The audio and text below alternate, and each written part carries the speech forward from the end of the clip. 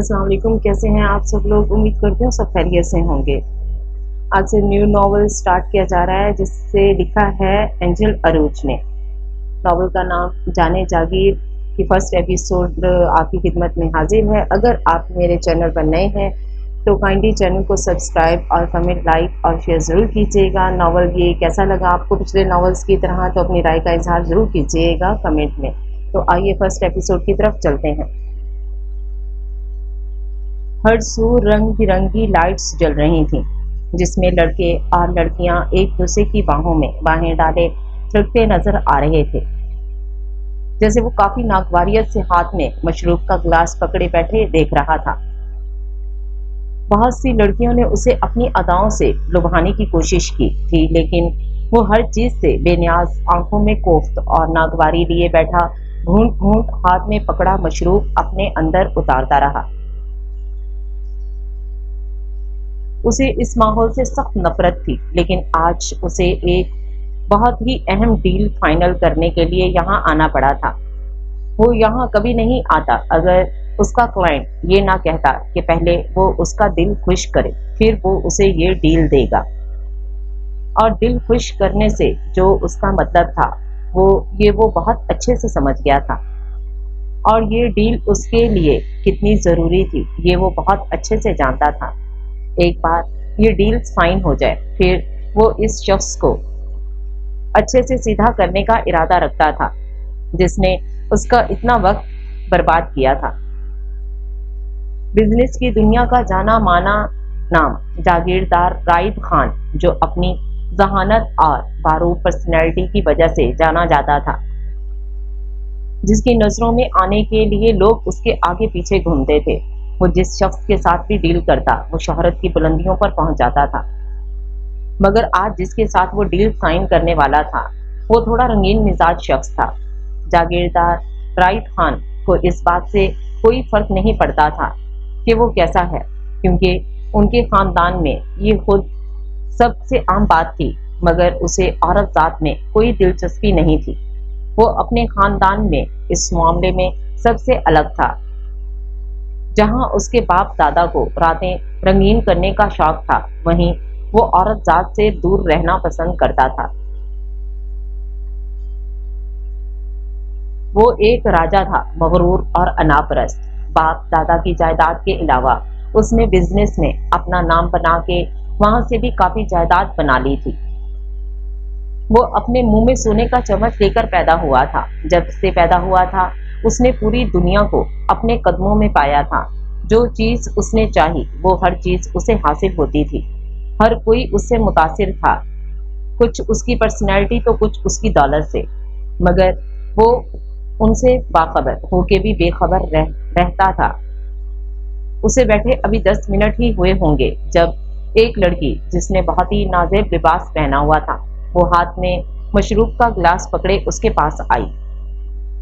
उसे अपने पास आते देख राइद ने अपनी नजरें फेर ली थीं, जिसपे वो लड़की दिलकशी से मुस्कुराती राइद के साथ चिपक कर बैठ गई, जिसपे राइद खान सुर्ख आंखों से उसकी जानिब देखने लगा। कब से देख रही हूं मैं तुम्हें हैंडसम, तुम यहाँ अकेले बैठे हो, यहाँ पे इतनी लड़कियां हैं लेकिन तुम किसी की तरफ देखते ही नहीं हो, आखिर बात क्या है? वो लड़की बेबाकी से उसकी गर्दन में एक बाजू हाइल करते बोली, तो राइद ने गुस्से से उसका बाजू झटका। औकात में रहो अपनी। वो उसे खुद से दूर करते धाड़ा तो उनके आसपास खड़े लोग इस तरफ मुतवज्जो हुए, जबकि वो लड़की अपनी तजलील पे बगैर कुछ बोले सुर्ख चेहरा लिए उठ गई। क्या हुआ मिस्टर राइद? उसका क्लाइंट एक लड़की की बाहों में बाहें डाले उसके पास आया।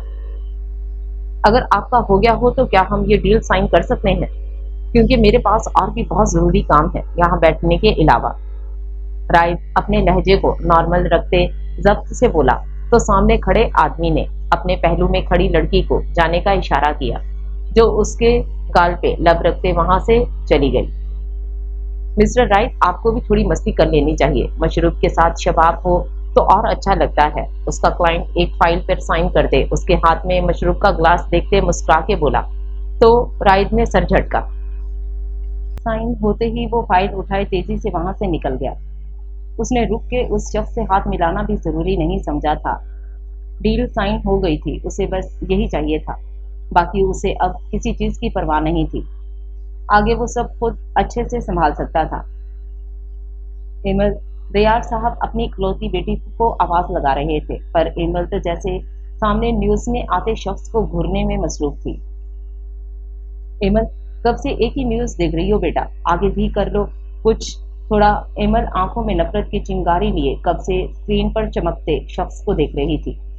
जब उसके बाबा ने उसे टोका, एक बार मैं जर्नलिस्ट बन जाऊं, फिर सबसे पहले इस शख्स का चेहरा बेनकाब करूंगी। वो स्क्रीन पर नजर आते खुश शक्ल हैंडसम से नए उभरते सियासतदान को देखती एक अज़म से बोली, बेटा ये बड़े लोग हैं, छोटे मोटे सहाफी इनका कुछ नहीं बिगाड़ सकते। दयार खान ने सामने टेबल पर रखा अखबार उठाया। मैं जानती हूँ बाबा, इस मुल्क में आवाज उठाने वालों को उन जैसे लोग हमेशा के लिए खामोश करवा देते हैं, लेकिन मैं जागीरदार जजवान खान जैसे लोगों से नहीं डरती। एक दिन आएगा जब मैं इसकी हकीकत पूरी दुनिया के सामने लाऊंगी। जिस तरह से ये लोगों की मदद करके उनकी हमदर्दियां हासिल कर रहा है, जो लोग इसे इस जैसे सियासतदान को सपोर्ट करते हैं, वो नहीं जानते कि ये एक वहशी दरिंदा है। कितनी लड़कियों की जिंदगी बर्बाद कर चुका है, ये लोग समझते ही नहीं हैं। एमल गुस्से और अफसोस से बोली तो दयार साहब ने अपनी बेटी को देखा, जिसके चेहरे पर सामने स्क्रीन पर नजर आते शख्स के लिए जितनी नफरत थी वो शायद ही उसका अंदाजा लगा सकते थे। छोड़ो बेटा, बस आप अपनी पढ़ाई पर तवज्जो दो। पेपर्स होने में बस कुछ ही माह बाकी हैं, बाकी इन सब का हिसाब करने के लिए अल्लाह है ना। दयार खान ने बहुत प्यार से कहा तो एमल ने मुस्कुराती नजरों से इन्हें देखा। अल्लाह तो हर वक्त हमारे साथ है, मगर जुल्म के खिलाफ आवाज भी उठानी पड़ती है। एमल मुस्कुराकर कहती उठकर अपने कमरे की जानिब चल दी। पीछे दयार साहब तासुब से स्क्रीन को देखते रह गए। जैसा मैंने कहा है, सारा काम वैसे ही होना चाहिए, कोई गड़बड़ नहीं होनी चाहिए। अगर कोई गड़बड़ हुई तो याद रखना तुम्हारी मौत तुम्हारा इंतजार कर रही है। वो संजीदगी से अपने सामने मौजूद लोगों से बोला तो सबने हलक तर करते हाँ में सर हिलाया। इस वक्त वो सब उसके फार्म हाउस में बैठे मीटिंग कर रहे थे, या ये कहा जाए तो बेहतर होगा कि वो लोग इलेक्शन में जीतने के लिए नई नई चालें बुन रहे थे। मगर सर, इसमें तो वक्त। उसके खास आदमी ने कुछ कहना चाहा, जब उसने हाथ खड़ा करते उसे आगे कहने से रोका। ये मेरा मसला नहीं है, मुझे बस वक्त पे काम चाहिए। इलेक्शन सर पे हैं और मुखालिफ पार्टी हमारी एक गलती की मुंतजिर है, और मैं नहीं चाहता कि इन्हें कोई भी मौका मिले। इसलिए जो कुछ करना है जल्दी करना होगा, और अगर ज़रूरत पड़ी तो मुखालिफ पार्टी पे हमला भी करवा देना, क्योंकि आजकल लोग ये समझते हैं कि जिस पर हमला हुआ है उसने खुद ही जानबूझ के करवाया है, ताकि लोगों की हमदर्दियां हासिल कर सके। उसने अपने शातिर दिमाग से काम लेते कहा। ऐसे ही तो वो सियासत में नहीं आया था, उसका दिमाग इतना तेज था। उसे क्या चीज फायदा पहुंचा सकती है ये वो पहले से ही जानता था। वो अपने आदमियों से बात कर रहा था जब उसका फोन बजा। उसने स्क्रीन पर चमकता नाम देखा जिस पर नाज लिखा आ रहा था। नाज इंतहाई खूबसूरत थी, जिसकी खूबसूरती का दीवाना होते जजवान खान उसे अपना दिल बहलाने के लिए इस्तेमाल करता था, मगर ये दीवानगी भी बस चंद दिन की होती थी।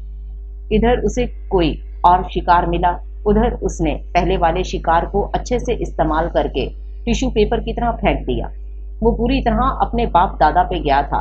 वो लड़कियां ऐसे बदलता था जैसे कपड़े बदलता हो।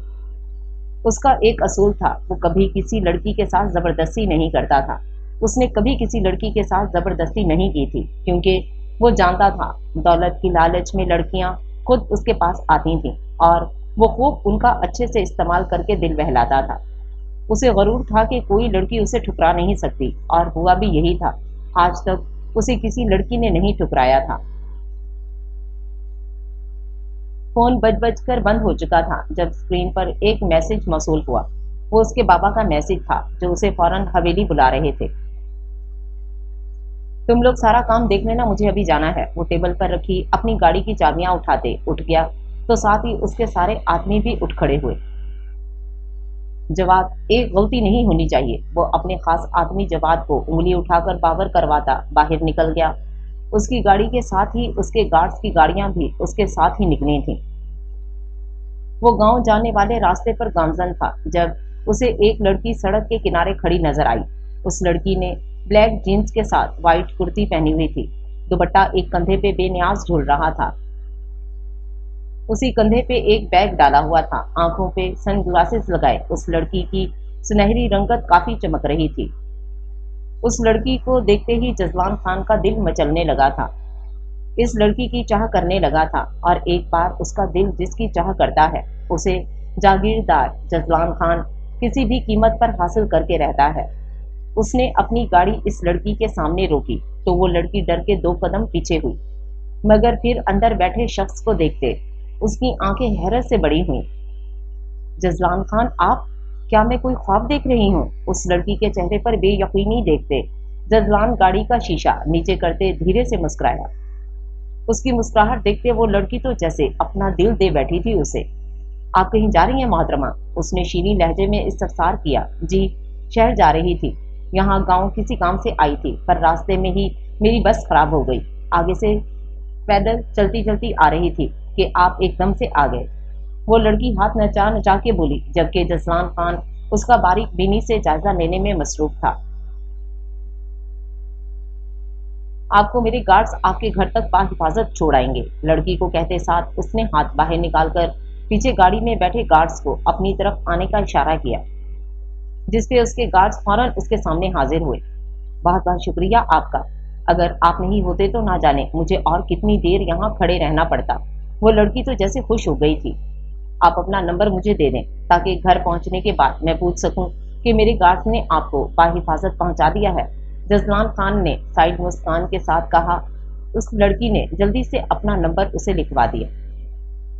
آخر لکھواتی بھی کیوں نہ، اتنا امیر کبیر ہینڈسم جس پر لاکھوں لڑکیاں مرتی تھیں، آج وہ خود اس سے اس کا نمبر مانگ رہا تھا، یہ تو اس کے لیے کسی خواب سے کم نہیں تھا۔ ویسے آپ جتنے اچھے ٹی وی میں دکھتے ہیں نا، اس سے کہیں زیادہ اچھے ہیں آپ۔ اس لڑکی کی بات سنتے جزلان کو اپنا کام آسان ہوتا نظر آ رہا تھا۔ آپ کا نام؟ اس نے ابرو جھکائے پوچھا۔ مہوش۔ تھینک یو مس مہوش، اب میں چلتا ہوں، میرے گارڈز آپ کو گھر چھوڑ دیں گے۔ ایک پر اسرار مسکراہٹ کے ساتھ اس نے گاڑی کا شیشہ اوپر چڑھایا اور ظلم سے گاڑی آگے بھگا لے گیا۔ شہر سے تھوڑے فاصلے پر ایک گاؤں شام سے آباد تھا، جس کا سارا نظام وہاں کے جاگیرداروں کے ہاتھ میں تھا۔ اس گاؤں کے سردار جاگیردار تراب خان تھے، جنہوں نے اپنے باپ کی وفات کے بعد اس گاؤں کا سارا نظام سنبھال رکھا تھا۔ وہ جتنے ذمہ دار تھے اتنے ہی ظالم و جابر بھی تھے۔ ان کے نام سے گاؤں کا ہر بچہ بچہ کانپتا تھا۔ گاؤں والوں کے لیے ان کا انصاف برابر تھا، لیکن اپنی اولاد کے معاملے میں وہ انصاف بھول جاتے تھے۔ ان کی جان ان کے بیٹوں میں بستی تھی، جبکہ بیٹی کو تو وہ آنکھ بھر کے دیکھنا بھی پسند نہیں کرتے تھے۔ بیٹی کیا، وہ ہر عورت ذات کو اپنے جوتے کی نوک پہ رکھا کرتے تھے، یہاں تک کہ اپنی بیوی جن سے انہوں نے پسند کی شادی کی تھی، انہیں بھی وہ کسی کھاتے میں نہیں لاتے تھے۔ بات بات پہ جھڑکنا، غصہ کرنا جیسے وہ اپنا فرض سمجھتے تھے۔ ان کی دیکھا دیکھی ان کا بیٹا بھی اپنی ماں سے زیادہ بات نہیں کرتا تھا، اور وہ اپنے بیٹے کو سینے سے لگانے کے لیے ہمیشہ تڑپتی رہتی تھیں۔ وہ اب بھی ادھر سے ادھر ٹہلتے اپنے بیٹے کا انتظار کر رہے تھے، جب کچھ ہی دیر بعد وہ بڑی شان سے چلتا داخلی دروازے سے اندر داخل ہوا۔ سفید کاٹن کی شلوار قمیض پہنے، آستینوں کو کوہنیوں تک فولڈ کیے ان کے پاس آیا۔ میں نے تمہیں کتنی بار کہا ہے، جو کچھ کرنا ہوتا ہے وہ ڈیرے سے دور رہ کر کرو، مگر سنتے ہی نہیں ہو میری۔ تمہیں کتنی بار منع کیا ہے کہ لڑکیوں کو حویلی تک نہ لایا کرو۔ تمہارا فارم ہاؤس ہے، وہاں ایک رات گزارو اور صبح ہوتے ہی ان لڑکیوں کو چلتا کرو، مگر نہیں، تم سنتے ہی کب ہو۔ اس کے آتے ہی وہ برہمی سے اس پر برس پڑے، جبکہ اپنے شوہر کی آواز سنتے کچن میں موجود نور بیگم فوراً بھاگ کر ہال میں آئی تھی، لیکن جو موضوع وہاں چل رہا تھا اس کے بارے میں وہ زیادہ سن نہیں سکتی تھیں، اس لیے دکھ اور افسوس سے واپس کچن میں چلی گئیں۔ اس خاندان کے مردوں کا یہی کام تھا، بیوی کے ہوتے ہوئے بھی باہر کی عورتوں کے ساتھ رات گزارنا، اور اب بیٹا بھی بالکل باپ کے نقش قدم پر چل رہا تھا، اور وہ اتنی بے بس ماں تھی کہ اپنے بیٹے کو اچھا برا بھی نہیں سمجھا سکتی تھیں۔ بچپن سے ہی تراب خان نے اپنے بیٹوں کو اپنے ساتھ رکھا تھا، جس وجہ سے وہ بالکل باپ کی طرح بن گئے تھے، ان کی طرح ہی ظالم، سفاک اور بے حس۔ हुआ क्या है बाबा? जजलान खान ने पुरसुकून अंदाज में पूछा, जैसे इसे कुछ पता ही ना हो, जबकि वो सब जानता था कि उसका बाप किस बारे में बात कर रहा है। तुम आजकल जिस लड़की के साथ घूम रहे थे ना, वो आज यहाँ तक आ पहुंची थी, तुम्हें ढूंढते ढूंढते। वो दांत पीस कर कहते अपने मगरूर बेटे को देख कर रह गए। इससे क्या फर्क पड़ता है बाबा? वो शान बेनियाजी से कहता सोफे पे बैठ गया, जबकि उसका लापरवाह सा अंदाज तुराब खान के माथे पर ढेरों बल ले आया था। जजलान खान, शायद तुम भूल रहे हो कि इलेक्शन सर पर है, और ऐसे में अगर ये खबर मीडिया वालों तक पहुंची कि तुम्हारा किसी लड़की के साथ चक्कर चल रहा है, तो जानते हो तुम्हारा कितना नुकसान होगा। और सिर्फ यही नहीं, इस सब की देखा देख और पहले की जितनी भी लड़कियां हैं जिन्हें तुमने अपने बिस्तर की जिन्नत बना के फेंक दिया है, वो भी इस हालात से फायदा उठा सकती हैं। इसलिए मैं कहता हूँ, जब तक इलेक्शन नहीं हो जाते तुम इन सब चीजों से दूर रहो, और फिर जब इलेक्शन जीत जाओगे तो जो दिल करे वो करना, मैं तुम्हें किसी चीज से नहीं रोकूंगा। उन्होंने उसे समझाया, मगर जजवान खान अब भी एकदम मुतमईन नजर आ रहा था। बाबा, आप अपनी जगह ठीक हैं, लेकिन आप जानते हैं ना, अगर हफ्ते में 2 बार कोई नया शिकार ना मिले तो मैं कितना बोर हो जाता हूँ। मगर आप फिक्र नहीं करें, मैं सब संभाल लूंगा, और अब आइंदा यहाँ कोई लड़की नहीं आएगी। जजलान ने इन्हें अपने साथ बिठाते कहा, तो उन्होंने खुशी और फखर से अपने बेटे का कंधा थपथपाया। वो वाकई उन्हीं की तरह था, हर सिचुएशन को अच्छे से संभालने वाला। चलो जाओ, फ्रेश हो जाओ, फिर खाना खाते हैं साथ। उनके कहने पे वो हाँ में सर हिला के अभी उठा ही था कि दाखिली दरवाजे से राइड हाथ में फाइल पकड़े दाखिल हुआ। बिल्कुल ठीक टाइम पर आए हो राइड, तुम भी फ्रेश होकर आ जाओ, फिर तीनों बाप बेटे साथ ही खाना खाएंगे। तुराब खान बहुत प्यार से बोले, जिस पर राइड और जजलान दोनों के आगे बढ़ते कदम रुके थे। मुझे भूख नहीं है। राइड बगैर उनकी जानिब देखे लंबे लंबे कदम भरता सीढ़ियों की जानिब बढ़ गया। पीछे तुराब खान हमेशा की तरह मायूस हो गए। तुराब खान के झुके कंधे देख के जजलान को राइड पे बेहद गुस्सा आया था। जिस शख्स से पूरा गांव डरता था, जो शख्स सर उठा के बारूद अंदाज में चलता था, उसका अपना बेटा ही उसे सर झुकाने पे मजबूर कर देता था। उदासी और रंज से अपने बाप के झुके कंधों को देखते जजलान खुद पे जब्त करते उनके पास आते जमीन पे पंजों के बल बैठा।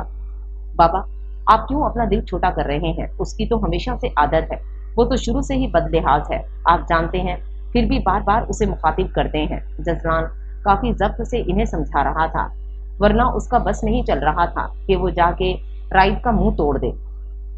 नहीं बेटा, वो पहले से ऐसा नहीं था। मेरी एक गलती की वजह से वो मुझसे नफरत करता है। अगर मैं उस इससे पहले वो अपनी बात मुकम्मल कर दे। जजलान ने बीच में उनकी बात काटी। बाबा, छोड़ें आप इसे, मैं हूं ना आपका बेटा, बस काफी है। चलें अब उठें, खाना खाने चलें, मुझे बहुत भूख लगी है, वो बच्चों की तरह मासूमियत से बोला। तो तुराब खान अपनी आंखों के भीगे कोने साफ करते उसके साथ खड़े हो गए। तुराब खान जैसे जालिम व जाबिर शख्स की अगर कोई कमजोरी थी तो वो उनकी औलाद थी, उनके बेटे थे, जिन्हें वो अपनी जान से भी ज्यादा चाहते थे। मगर सालों पहले की गई अपनी एक गलती की वजह से उन्होंने अपने बड़े बेटे को खुद से बहुत दूर कर दिया था। राइड उनसे नफरत करता था, उनसे क्या, इस घर में रहने वाले हर फर्द से ही राइड को नफरत थी। ये बात हवेली के मुलाजमों से लेकर गांव का हर फर्द जानता था। बहुत से लोगों ने तो इस बात का काफी फायदा भी उठाने की कोशिश की थी, मगर तुराब खान भी किसी से कम ना थे। उन्होंने हर चीज को अच्छे से संभाला था। बस इनसे नहीं संभला था तो वो था उनका बड़ा बेटा जागीरदार राइड खान, जिसे उसने उनके हर फैसले के खिलाफ जाने की ठान रखी थी, मगर तुराब खान ने कभी उसे कुछ नहीं कहा था। आयमा बेटा, आपके लिए एक रिश्ता आया है। सब रात का खाना खा रहे थे जब मिर्जा साहब ने अपनी बेटी को मुखातिब किया। सर पर अच्छे से जमा हुआ दुपट्टा, जिसमें से उसका सफेद पुरनूर चेहरा दिखाई दे रहा था, हर तरह के मेकअप से पाक व सादगी में भी बहुत प्यारी और मासूम लग रही थी। मिर्जा साहब की एक बेटी और एक बेटा था। बेटा पढ़ाई के सिलसिले में मुल्क से बाहर गया हुआ था, जबकि आयला ने अभी कुछ वक्त पहले ही इस्लामिक यूनिवर्सिटी से इस्लामिक स्टडीज की डिग्री हासिल की थी। बाबा, हमने अपनी शादी का हर फैसला आप पे छोड़ दिया है। बस हमारी जो शर्त है, अगर वो लड़के वालों को मंजूर है तो हमें फिर कोई मसला नहीं है। आयला धीमी आवाज में इन्हें देख के बोली तो मिर्जा साहब ने गहरी सांस खारिज की। बेटा, मैंने इन्हें आपकी शर्त के बारे में बताया था, मगर उनका कहना है कि आप जब बाहर जाएं तो जरूर नकाब करें, लेकिन अगर कोई फैमिली फंक्शन हो या कोई बिजनेस डिनर तो वहां नकाब ना भी करें तो चलेगा। मिर्जा साहब चम्मच प्लेट में रखते दोनों हाथों की उंगलियां एक दूसरे में फंसाए संजीदगी से बोले, जिसपे चमचे में चावल भरते आयला का हाथ थमा था। फिर आपने क्या कहा? वो अपने अजली धीरे नरम अंदाज में इस्तफसार करने लगी, जबकि उसकी माँ परेशानी से कभी बाप तो कभी बेटी को देख रही थी। वो अपनी बेटी को बहुत अच्छे से जानती थी, जिसे नकाब करना बहुत पसंद था। उसने जब पहली बार कॉलेज में कदम रखा था, जब से ही वो नकाब करती आई थी, और अब चाहे कोई डिनर हो या शादी, वो बगैर नकाब किए कहीं नहीं जाती थी। बहुत से लोगों ने उसका मजाक भी उड़ाया था, मगर उसने कभी भी किसी की भी बात से कान नहीं धरे थे। वो अपने अल्लाह का हुक्म मानते खुशदिली से नकाब करती थी। मैंने इन्हें समझाने की कोशिश की थी। मैंने कहा कि चाहे कुछ भी हो जाए, आप नकाब करना नहीं छोड़ोगी, चाहे कोई फंक्शन ही क्यों ना हो, आप नकाब जरूर करोगी। मगर उन्होंने फिर भी कहा कि एक बार मैं आपसे बात करूं, अगर तो आप उनकी बात पर राजी हो जाती हो तो ठीक है, वरना। मिर्जा साहब ने दोनों को देखते बात अधूरी छोड़ी, तो दोनों ही उनकी बात समझ गई थी। ठीक है बाबा, फिर वरना ही ठीक है, हम नकाब करना नहीं छोड़ेंगे, और अगर कोई हमें इस नकाब के साथ कबूल करता है तो हम दिल से इससे शादी करेंगे, वरना आप ऐसे आए प्रपोजल्स को पहले ही इनकार कर दिया कीजिए। आयला नरमी से कहते 2-3 चम्मच प्लेट साफ करके उठ गई। आप जानते हैं उसे, फिर भी आप उसके सामने ये प्रपोजल लेके आए, आपको पहले ही इनकार कर देना चाहिए था। तबस्सुम बेगम ने जरा खुफी से कहा, मैं जानता हूँ मेरी गलती है, मुझे ऐसा नहीं करना चाहिए था, मगर उन्होंने कहा कि इस उम्र में अगर लड़कियों के हाथ पीले कर दो तो ठीक है, वरना वो सारी जिंदगी घर बैठी रह जाती हैं। और तुम जानती हो हम अब तक आयला के लिए आए हुए कितने प्रपोजल्स रिजेक्ट कर चुके हैं। बस इसीलिए मेरे दिल में एक डर सा जागा था, तो मैंने सोचा एक बार आयला से बात करने में कोई हर्ज नहीं है। उन्होंने अपनी सफाई दी। आखिर वो बाप थे, और कौन बाप चाहेगा कि उसकी बेटी सारी उम्र घर बैठी रहे। बस मिर्जा साहब भी इसी वजह से डर गए थे।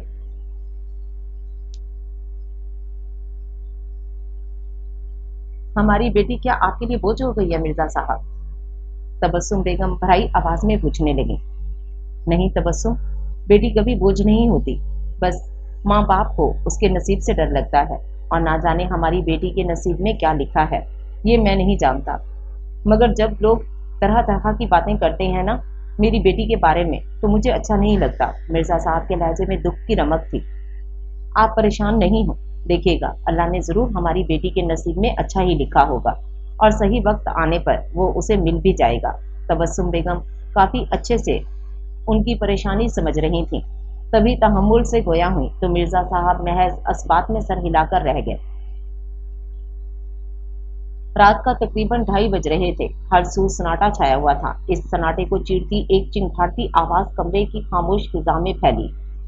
वो जो मजे से कंबल मुंह तक ताने सो रही थी, फोन बजते ही एकदम हड़बड़ा के उठी। जल्दी से तकिए के साइड में रखा फोन उठाते कॉल रिसीव की। इतनी रात में क्यों फोन किया है आपने? मैंने आपको मना भी किया था। अगर फोन की आवाज बाहर चली गई होती तो अगर कोई सुन लेता तो मेरी शामत आ जाती। वो घबराहट में बार बार दरवाजे की तरफ देखती, चेहरे पे आया पसीना दुपट्टे से साफ करते बोली। ये सोची सुहाने रूह थी कि अगर कोई सुन लेता तो उसके साथ क्या हो सकता था, वो बहुत अच्छे से जानती थी।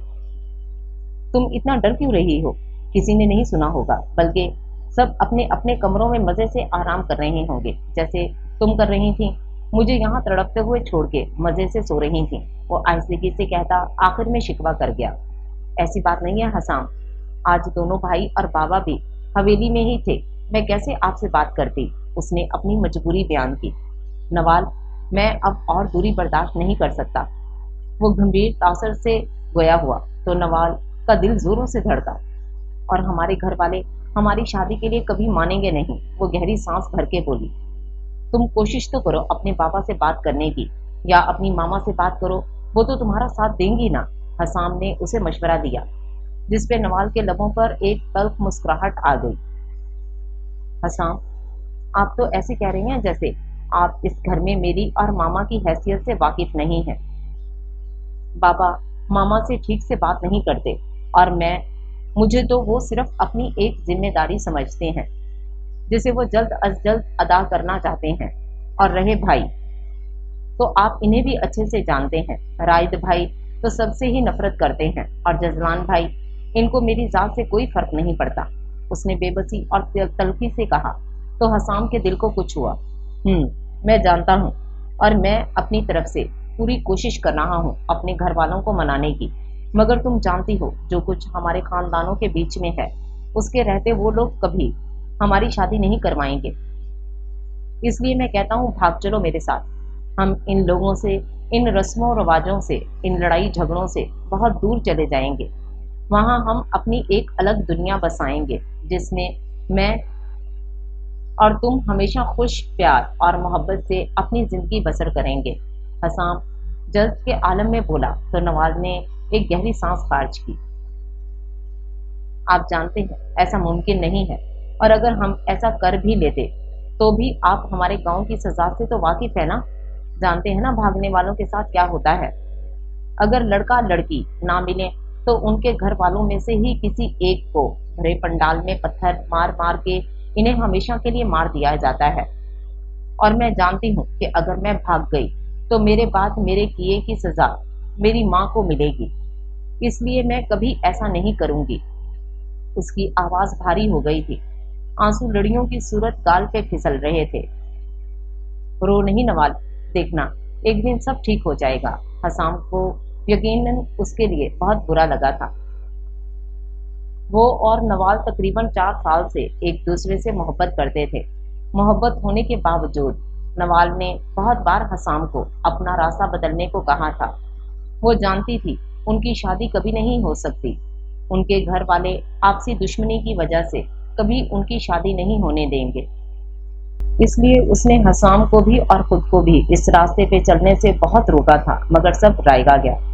हसाम उससे सच्ची मोहब्बत करता था, इसलिए उसने उसका साथ कभी नहीं छोड़ा था। वो पुरुम्मीद था कि एक ना एक दिन नवाल जरूर उसकी होगी, जबकि अपने बाप भाइयों के रवैयों की वजह से नवाल तो हर उम्मीद छोड़ बैठी थी। तुम सो जाओ नवाल, रात काफी हो गई है। उसकी तरफ से खामोशी महसूस करते हसाम ने प्यार से कहा। वो जानता था इस वक्त नवाल की क्या हालत होगी। बाप भाइयों के प्यार को तरसी हुई वो लड़की टूट जाया करती थी, मगर किसी से कभी कुछ नहीं कहती थी। आप भी, वो धीरे से कहती हाथ की पुस्त से आंसू साफ कर गई। मैं भी सोऊंगा और लंबी तान के सोऊंगा ताकि देर तक तुम्हें ख्वाबों में अपने पास रख सकूं। हसाम की शोखी भरी आवाज पे नवाल धीरे से हंस दी। खुदा हाफिज, खुदा हाफिज, दोनों ने आखिरी कलमात कहते फोन रख दिया। हसाम तो उसके ख्वाबों में खो गया था, जबकि नवाल बिस्तर पर लेटी आंसू पी रही थी। न जाने उसकी किस्मत में क्या लिखा था, आगे क्या होने वाला था, पता नहीं उसके नसीब में हसाम था भी कि नहीं, और अगर वो उसे ना मिला तो इससे आगे वो कुछ सोचना ही नहीं चाहती थी। माँ के बाद अगर उससे किसी ने प्यार किया था तो वो था हसाम, और वो उसे खोना नहीं चाहती थी।